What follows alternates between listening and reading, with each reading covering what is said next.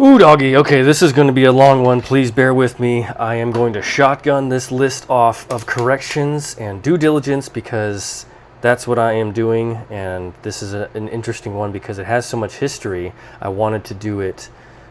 I didn't want to do it at a disservice. And whenever I have older firearms that have been around for a while, I'm going to do this. And I'll do it with every single firearm, of course. But because this one has such a long track record in history, I need to go through these. So bear with me and refer to parts of the review that I am mentioning here. Refer back to this pre-intro so you can, I also put it in some text. If you're listening to this and you're not watching it, I do have some text, and I do this from time to time with my videos. I'll just put in text as like a commentary without actually, saying anything, because I do it in post since I want to be as accurate as I can be. And I'm not always accurate, and I will be inaccurate with some of these facts, and I want people to correct me. So please stand by, bear with me. Here we go.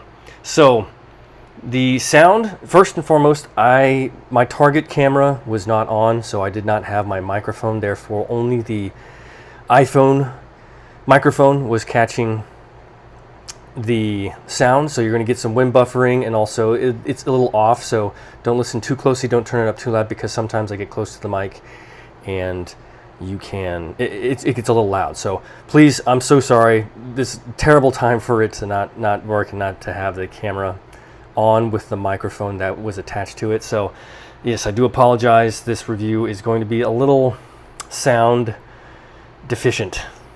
Okay, so when I mentioned these in the very beginning, I'm talking about the pros and cons. My pros and cons, when I say, I do these, I do my pros and cons because they're subjective, not based on universal fact. They're just mine.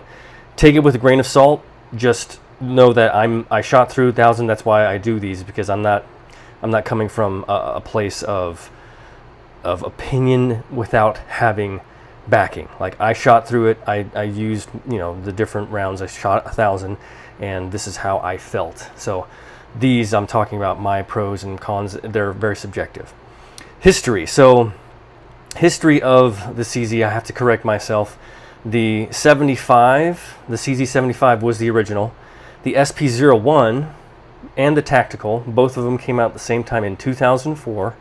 So I needed to correct myself on that. I do make that mistake quite a bit because I mentioned this SP-01 having been an addition, an iterative model of the 75 back when the 75 came out in 76. So that is a correction. 75, 75B, and I have a whole list of them later on. They're all listed, so I do make that correction, and I do apologize. So in my first pro, I talk about the shooting experience. What I'm talking about, because I try to connect the reason why the shooting experience has something to do with the repair and maintenance schedule. And when it shoots this well, when the shooting experience is that good, you don't mind when you have to do any of that repair and maintenance, because like a classical car, you don't, it is what it is, and it's just something that you embrace. So that's what I'm talking about, trying to connect the two, because I get lost in my thought. I get off on a tangent. So the Thanar Eminence, pro number 2, just point it out. Thanar Eminence, that's all I'll say. Pro number 2. Nuance number 1, the model has, the model magazine can be interchangeable with different types of CZs, but not all of them. And I list them in that fashion with the SP-01 and other models that are called to be compatible. And I'm sorry, that's nuance number 2. Nuance number 1 is the decocker. So the decocker is something that is annotated with the D after, like, say 75D or 85D, and this was back in 1990. So 1990 they started making the decocker on certain models without the safety, not the SP-01. This did not initiate the decocker. It started back in the 90s with the D designation after certain specific models. Nuance number 2 was the different models that are compatible with the magazine from the SP-01, and that is the 75B, 85B, Shadow 2, SP-75 compact, PCR, and P-01. I list that also later on in nuance number 2. And when I make mention of kids not having options back in the day, they had options. They had plenty of options. They just didn't have as many options as we do now in terms of firearms. So all of those facts is what I wanted to put out there, and I know that's going to make the video 35 minutes. I do apologize, but there was a lot to it. I'm going to try and make these videos a little bit more robust with their history of the company and just give a couple more facts, because it is really, really fun, and I do really appreciate history. I'm somebody that really takes that seriously, and I want to make sure that I do my due diligence, and I am not just flying off the cuff with information because I think I know it, right? I want to do my research, and even then, internet could be wrong, and so I'm not going to take that as gospel. If there are corrections to be made, please let me know. I am more than happy to make those corrections and to learn a couple things or two, to be taught, taken to school. So, okay, please enjoy the review. I do apologize again for the sound. I apologize for all these amendments and corrections, but know that I'm trying to do my very best for the community and myself, including first and foremost myself, and then of course the community. So, okay, thank you so much. Enjoy. No outro. We'll see you in the next series. This video is intended for educational and informational purposes only. All firearm handling shown is performed by trained individuals in a controlled environment. Always follow the 4 rules of gun safety. Number 1, treat your firearm as if it is loaded. Number 2, never point a firearm at anything you do not intend to destroy. Number 3, keep your finger off the trigger until you are ready to shoot. Number 4, be sure of your target and what's beyond it. Comply with all local, state, and federal laws regarding firearms. Do not attempt to replicate any action seen in this video without proper training and safety measures. The creators assume no liability for misuse or unsafe practices.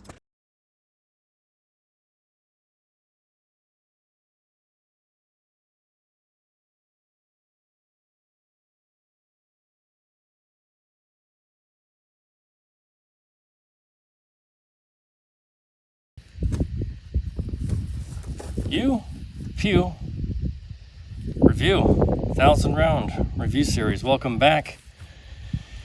Here we are, 1,000 round review. Before we get started with anything, I want to thank everybody for being here. This is like half a year, more than half a year, straight through shooting and editing and doing everything. It's been crazy. It's been wild. And I just have an immense sense of gratitude for all of those that have subscribed, just giving the channel a chance, right? Giving me a chance. So thank everybody who's here today. Thank everybody who's been here before. And thank everybody who plans on being here in the future.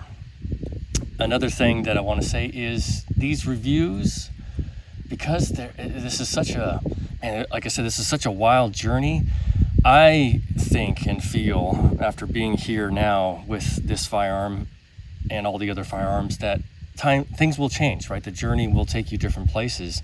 You'll come back and you'll recognize there's a lot of things that stay the same, but there are some things nuances that may differ, and they could have a small or bigger impact depending on so many different factors: time, age, physicality, landscape of the firearm world, right? So that being said, I'll come back and revisit this hopefully a year or so later, maybe earlier, maybe later, but I want to preface all of these reviews by saying this is my take now, this is how I feel now, and I don't anticipate things will change, but just like all things in life, we have to stay fluid and adaptive to everything that goes on. So I want to give that preface. A little bit different today because I am doing things out of turn. I usually shoot first, but I wanted to get that into everybody's ear before I do the first 5 rounds.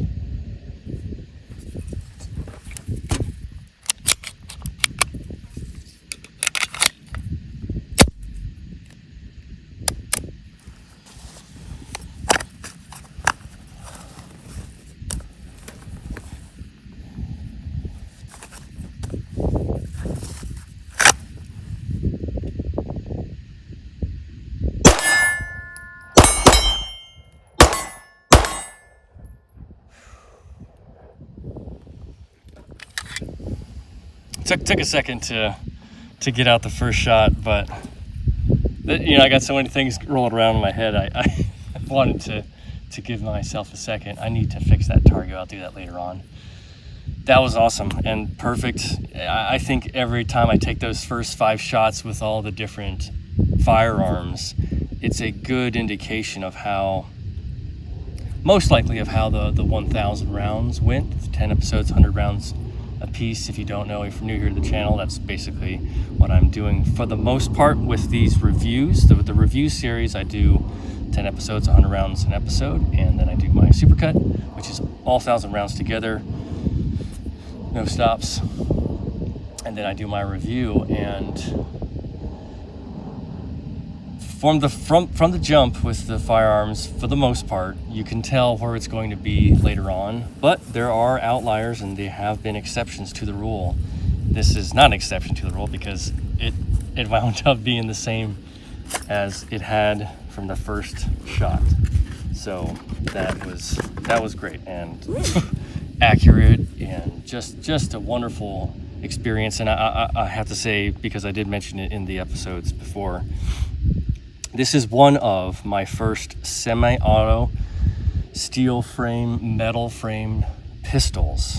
I have shot a Colt 1911 45, but I didn't take it through its paces, and it was an older style. I think it was a service pistol, maybe back in the Korean War or possibly in World War II. So I had that experience, but it wasn't really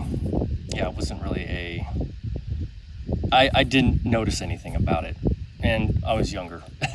I was, any case, that pistol, and then my service pistol, which was actually the Sig Sauer P226 DAO DAK, double action only. But that was, I use that for my duty pistol. I wasn't shooting it for recreation or, reviewing it. And it was something in my mind where I was focused in on, if I have to take this out and use it, then, it's going to be a lot of paperwork. So anyway, that was a good pistol, and it was semi-auto. But that one I did train and had to qualify with it. It was a 40, so this was the first 9mm. So I had to qualify that. I had shot those other 2 steel frame semi-auto pistols, but it was a 45 and a 40. So this is my first 9mm.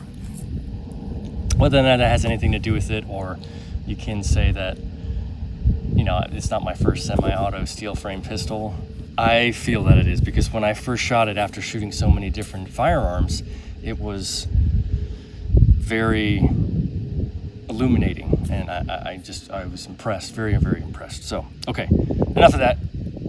We got a lot of stuff to talk about, and I could be missing a couple things, so you do forgive me if I fix things in post and I put things in the pre-intro, because I forgot some things, and I know I will, because I'll watch through this. That's what I do. I'll watch through my review and I was like, dang it, I missed that one thing. I have to go back and change it a little bit. So I appreciate all of you with this iterative process that I'm going through in the journey of shooting firearms. So 3 cons, 3 pros, nuances, and then my opinion, my take. And I do these because I'm not going to list, the reasons why you should or you shouldn't get a firearm. Everybody should shoot every single firearm ever created, because they're amazing. But I'm not going to say you should take one or the other over another. They all have a purpose, they all have a use, they all have an application for any and every situation, depending on what it does, what it is, and what it was created for. So let's go over the 3 cons first. First con, and I'll make some caveats with these cons because this is such an older design, and I won't go into too much of the history of it, but it was designed back in 74, 75, and then it was released in 76 or 75, around that time. And then in 2000, and I'll correct it if I'm wrong, 2003 or 2002, there was a redesign for the tactical version. So the CZ75 SP-01 did not have the tactical, and then the tactical was in 2002, 2003. And then from there, the 50th anniversary was only in 2025, last year. There was actually a limited run. So I made mention, I was like, oh, I got the I got the version that, you know, was generic or whatever, but actually, in actuality, this is a special version because it's only made for 1 year. Okay, first con for me is part of the design, and that's the trigger guard. Now the trigger guard is actually very nice. It's got some serrations up at the front, but underneath is a swell, which, if you know me, I like to have both the concave in the front and then also a little concave in on the bottom, because my shooting position, I rest both fingers, my index finger here and then my middle finger is underneath here. So I'd like to have kind of a pinch point almost with the two fingers where I pinch here. As I'm shooting, I can easily mitigate that recoil. So it would be nice to have had that. This is nitpicky because there's a lot of good with this pistol, and you know, the design has showed and proven the test of time. So for me, though, have shot so many in my shooting position, I would have liked that. So that is a con for me. Nitpicky, very minimal, doesn't take away from the shooting experience of the firearm. It's just something that I notice. Iron sights. Now I read that the iron sights, they came in tritium from the factory, for the tactical, after it was released in, I want to say 05. Around 02 to 05 is when it was designed, being made, and then released. And the original tactical, I read, now correct me if I'm wrong, that there were tritium sights. Now these are just luminescent, so they just glow in the dark and they don't have any real sting power. Over time it just fades. Now that may have been the 50th anniversary, they decided to put on the old SP-01 sights, but to me it's just, you know, those luminescent, they're just spotty, they're hit or miss. I shot during the day, so it wasn't an issue, but I don't know if you can see, and I tried to show it, but it was, let me try to focus in. Yeah, you can see like this, just it's a little fuzzy of this left one and the right one. It just seems like, you know, they just threw it on there, which it's not too big of a deal, but it's something that I did notice. So I'm going to ding that. The iron sights were amazing. Obviously you can tell it was rock solid when I was doing my transitions and shooting, and accuracy was there. So iron sights weren't bad. I'm talking about the luminescence, which is, you know, iron sights. I don't want to, you know, kind of get all detailed with that, but yeah, the lack of tritium that it was supposed to have come with is that negative. So number 2 con was the iron sights. Number 3, the trigger reset. Now this happened also with the third con is the trigger reset. This happened with the the Springfield Armory Hellcat Pro Comp OSP, in that I liked the trigger, but the reset was a little bit further than I would have preferred. So I would like it to be right here, but instead it's further out, way out here. So to me that just seems a little far. Like I would want to be right here, right? That would be enough travel. So it's a little bit further out than you would expect. You have that little kick out and then another, the actual reset. So it just seemed a little further out than I would like it. And this is used for competition. So I wonder if competition shooters have an issue. I know if you practice with the gun, and I shot with it obviously, and I could go pretty fast, but I did have one issue in the very beginning where the trigger reset was kind of weird, and I had to push the trigger out with my finger, so it would get stuck.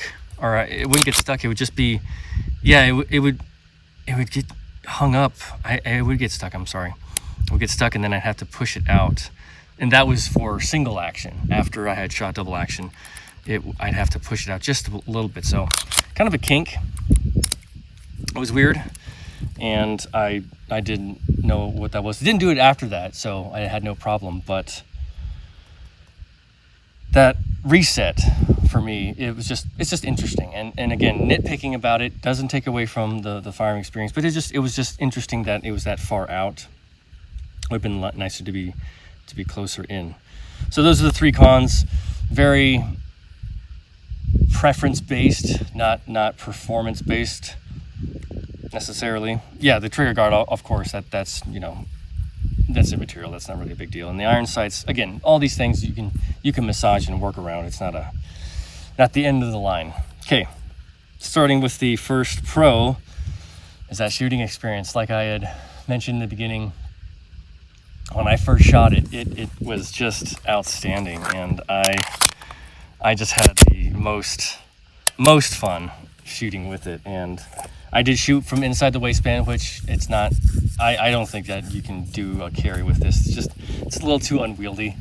The weight, I'm sure, will wear over time, but then also it's just a little big. It's a full size, so. But the shooting experience was just marvelous. Except for that fourth shot. It just goes, and it's not perfect. It definitely is not perfect with those little things that are like the trigger reset and everything, but overall, I would take it 100%. I don't mind the maintenance schedule, which I did find out in the midst of shooting it, that it has reliability issues in terms of, if you know the schedule of when parts start to fail, then you can stay on top of it. And us being into this hobby, we wholly embrace that part of maintenance, repair, all of that jazz that comes with, it's like fixing your car. You love your vehicle, or you have an affinity for vehicles. You don't mind changing the oil, you don't mind changing the tires, you don't mind changing the windshield, all these different things, because it is something that you love. But that shooting experience is, I forget. I was off on a tangent for a second, excuse me. Everything's so connected. But right, so yeah, that shooting experience was incredible, and I'll have to go back and see what I was trying to reference to, and then I'll fix that in post in the pre-intro. Yeah, that shooting experience was magnificent. Oh, right, the maintenance schedule. So yeah, having the knowledge of knowing that you have to fix it tends to kind of lean on that reliability factor of it, but you're not using this as an EDC. It's not going to be a workhorse necessarily, even though it was priced at $900. I bought this for about $900 from Sportsman's Warehouse, and that's not bad. That's not bad for a Czechoslovakian 1911. I read that, and that's totally true. It definitely fits that. But right, so that shooting experience is amazing. You recognize you have to fix and take care of things, which that really isn't part of that shooting experience. Anyway, you heard, you can tell that it is just so much fun. I highly recommend anybody who hasn't shot a CZ75 SP-01 to go out and do so. So that number one pro is shooting experience. The second pro is the grip. At first, this rubber grip was kind of sticky, and I didn't like it. It's grown on me now, where it doesn't leave any sort of residue or bad feeling in your hand, and it fills out, so it's bolstered out on the sides, as you can probably see, and it has little swells in places for your thumb, little platform, kind of a plateau here for shooting one-handed. I can see resting your thumb on this little portion on either side if you're left-handed to do one-handed shooting, which I presume they have, maybe they have some sort of competition with the different competition shooting. But that grip, when I felt it in my hand, and again, this is also personal preference, because some people may not like it because the grip is too big. They need to slim it down a little bit because their hands are a little bit smaller. So for my hands though, it just, man, it fits in there very nice. The meaty part of my hand that I'll have to look at that muscle, what that's called, and I'll put it in the outro or the pre-intro. And that part right there fits so well inside, and then the bolster on both ends fills my hand very, very nicely with my support hand. It gives it more contact because it sticks out, so you can so that grip was just awesome when I first felt it, and I hadn't handled it before until I had purchased a couple of CZs of my own. But it was my first CZ that I shot, so I bought those other CZs and I didn't shoot them. I shot this one first, but I wanted to go back into time to test out when CZ first started producing these firearms. And yeah, that grip just spoke to me, and I knew that, okay, this is going to be nice. If it shoots well, that grip is going to be a great part of that experience. So Number 2 is the grip. Number 3 is the size. So this is also, oh, we got a coyote out there. It's always nice to see the wildlife. Give me a second. And just have a moment. That's cool. So the size, again, this is subjective because grip is also, you know, depending on your hand size, it matters to you. But the size of the firearm, it just fits. I guess you could say ergonomics, but I'm just going to say size for me, in that it fits so well. Balanced is a good word. That's what I felt when I have the grip, when I have the shooting, the recoil mitigation, everything, all of the above has to do with the size and my size. It connected, right? So, excuse me, everything connected to lend to a very fluid and accurate, fun experience. For most guns, that's the case, depending on all those different factors. But this size, for me, it fits so well. I could put it inside the waistband. I put it in my thigh rig, which is, you know, what I did for that last 5. It just, everything about it connected with my body, and part of that has to do with the size of the pistol and my overall, you know, grip handle and stance and everything. Excuse me, darn.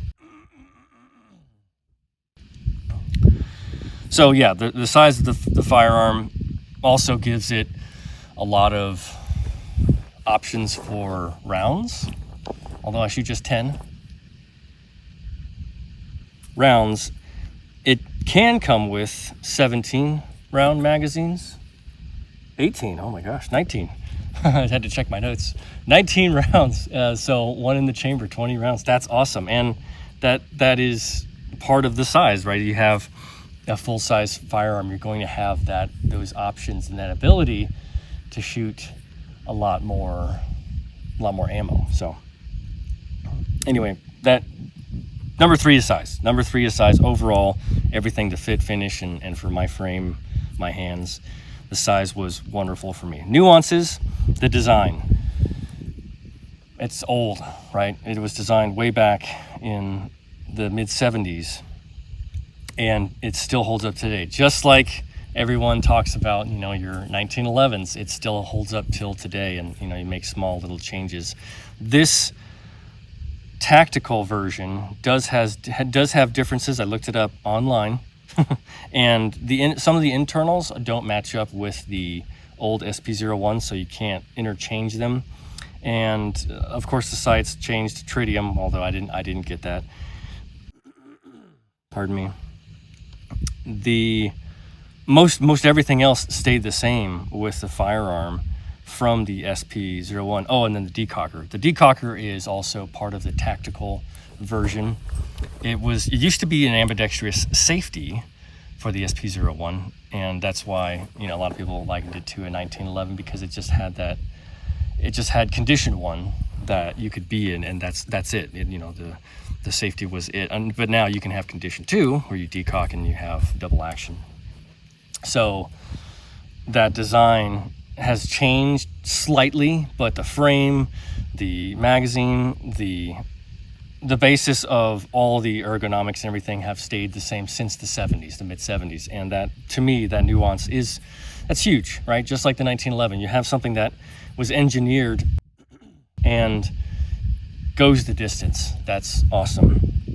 Second nuance to me is the mag. Mags are cool because they are interchangeable with other CZs, and I think that was by design, by CZ. They wanted to be able to do that. I don't know, because again, I'm not at the corporate level of the establishment, but you can swap out the Shadow 2 magazines and then vice versa with the CZ75 SP-01, at least, you know, because of course you have the SP-01, forget the name, SP-01, I think it's just the P1 or P-01. Anyway, the smaller version, the compact version. I presume that you could house the magazines, but you know, obviously they'd stick out the bottom. So that was the nuance for me. That's nice how they incorporated that with all the other Shadow 2s that can. And I don't know if the Shadow 2 Carrier Compact can hold it. I would like to think that it does, but we'll see. And then that last nuance, which is the price, which is $900. It's not really a nuance. I wanted to throw that in there because I had to remind myself to mention it, that I paid $900 for it. And yeah, it's done very well. It's done very well. It does not set the barometer for all other pistols. It definitely is something that I will, it's earmarked in my head that I would love to go and shoot it as a range toy, to go out and just hit targets and be accurate. Not substituting or taking over any of my EDCs, because it's just not made for that. The purpose is not to do those things. Also, too, it doesn't have the optics cut, which I will and won't have on my EDCs, as you have seen before. If you haven't seen it, then the very beginning of my channel, I started with the Canic and the Shadow Systems. Were both EDC, and I both put optics. I put optics on both. Swap that around. So this definitely would not be an EDC for me, and that's part of my opinion. My take is, for a beginner shooter, I think it's still to go with a Ruger RXM and a Springfield Armory Echelon, a Glock 19, one of those lighter pistols that are less, I don't want to say intimidating, but it can be intimidating because of the weight. And when you bring it up, it just feels more like a gun. And not that is a bad thing, because kids back in the 70s, when they first started shooting, they didn't have too many options, and they might have gone for, well, not the 70s, because it was not imported. And I did put that in one of my videos, a little bit about the history, which I thought was fascinating. They couldn't have shot it because it was, the Soviets made it illegal to ship. Oh, and then the embargo for the U.S., because of the Cold War, they didn't allow anything from Russia to be shipped over because of all of the tensions between the countries. So the tariffs did not allow this to come through, and so there was a very hot item way back in the day. So, but kids shooting, let's say in the 80s or 90s, mid 80s to 90s, when they're growing up, they didn't have too many options. Although they did have the Glock, this would have been a good choice for them to shoot. I think that because we have those options, to start with the RXM, start with the Glock 19, start with the Echelon, wait to come into this at a later time, because you can definitely see the difference with the steel frame. I would say, other than starting with a revolver, a Glock 19 or a revolver you start with, that would be a good way to go. But to have this on the side to test out, and once you build that foundation, yeah, this would be a lot of fun to shoot. So my opinion is, if you haven't shot it, please do shoot it. If you're interested in a lot of history and another tried and true design from a company that has been through the ringer and come out the other side successful and prominent in terms of their products. Now, I don't know about the corporate side. I don't get into that stuff. But in terms of their product, like the 1911s, definitely you want to have this as part of your collection, because you can just feel that experience of the firearm. So this was a little long. I do apologize. But I had many things to say because of the history, because of the reputation and everything with CZ and the 75 platform. So, okay, that was a lot. Thank you so much. I hope to see you again in the next 1,000-round series. We're going to jump into another firearm, continue this whole journey, and come back to this later on, just like all of the other subsequent firearms and ones from the past. All of the different firearms I will be continuing shooting. These are all mine.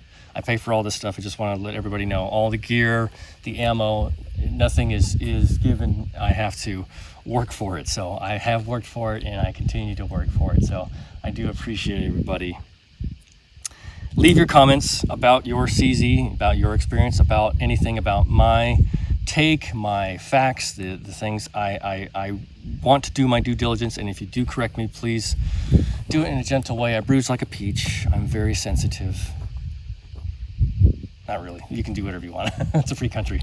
So yeah, but let me know. Give me that feedback, because I like engaging with the community that way, and we we keep this in a positive way. We're trying to engage each other the best way possible, because we only have so much time left, and we just need to enjoy what we have, like the coyotes and the birds and nature. Okay, thank you so much. I appreciate all of you. Yeah, if you want to be funky in the comments, that's cool, because we can dance. And I'll see you in the next one. See ya.